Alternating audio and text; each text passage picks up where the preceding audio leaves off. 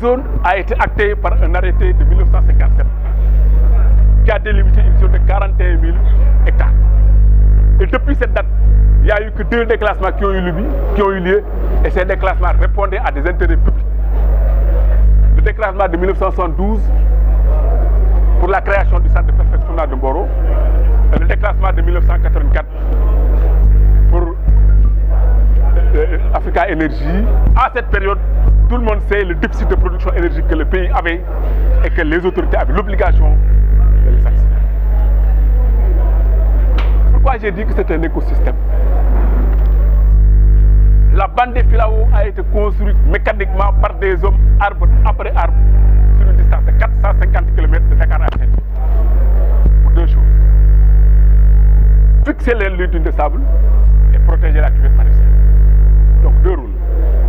Protéger les habitations des populations, leur procurer une source pérenne et définitive de revenus, qui est la cuvette maraîchère. Et je pense que ces 2 rôles ont été largement atteints. Et il n'est pas possible, il n'est pas question, il n'est pas envisageable que ces 2 rôles soient compromis pour une raison quelle qu'elle soit.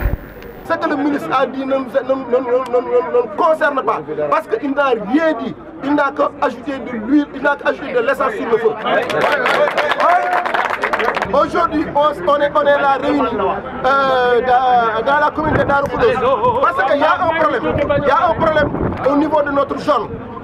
On a vu les agents des eaux et forêts en train de mettre des pancartes pour nous signaler que cette zone-là, c'est une zone de restauration.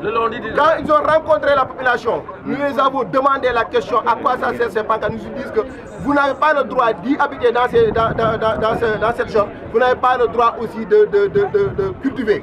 Mais nous, on dit, mais pourquoi, sur quelle base vous référez pour nous imposer cela? Ils nous ont dit qu'ils sont référés sur un texte de décret de 1957, le 4 avril 1957, le temps des colons.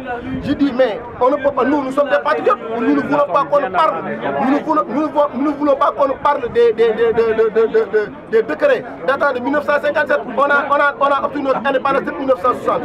Mais ce qui nous étonne, c'est quoi? C'est que ce décret-là, qu'est-ce qui nous étonne? Ce décret s'étend de Dakar à Saint-Louis. De Dakar à Saint-Louis, on a ciblé que la zone de Darou Khoudoss, le département Tivaouane, Noto, Lompoul en passant par Diogo, Fass Boye, Darou Salam, Diouf et Darou Ndiaye. Mais tout le reste de Kayar, de Bayak à Dakar, le décret n'est pas appliqué. De Lompoul à Saint-Louis, le décret n'est pas appliqué. Pourquoi nous, on nous applique ce décret de 1957?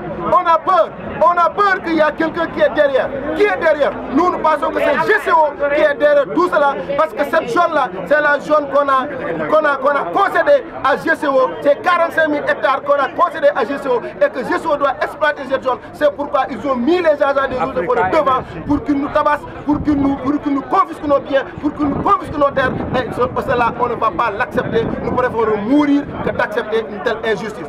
Maintenant, moi qui vous parle, je suis le premier adjoint au maire de la commune de Darou Khoudoss. Je suis très bien placé pour parler avec vous de ce problème. Parce que depuis 2010, depuis 2012, au moment où personne ne connaissait Macky Sall, le président de la République, moi-même qui vous parle, je n'ai jamais, depuis 2012, perdu un seul bureau de vote.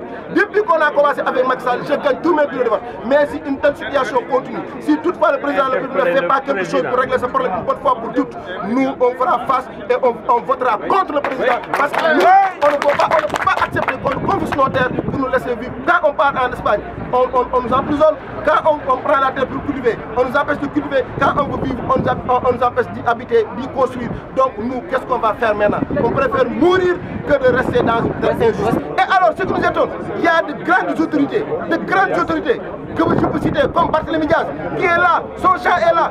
Mais vous savez, les gens des eaux nous disent que Barthélémy Diaz a une autorisation d'exploiter. Pape Diop aussi, il a ici son champ ici, en train d'exploiter, on ne l'a pas touché. Il y a d'autres autorités de l'État qui sont là avec leur champ, travailler, gagner leur vie, et on ne dit rien. Mais nous, les pauvres gens, qui ont voté pour le président Macky Sall, qui ont amené Macky Sall là où il est, c'est nous que le régime est retourné pour nous combattre. Ça, on ne va pas l'accepter.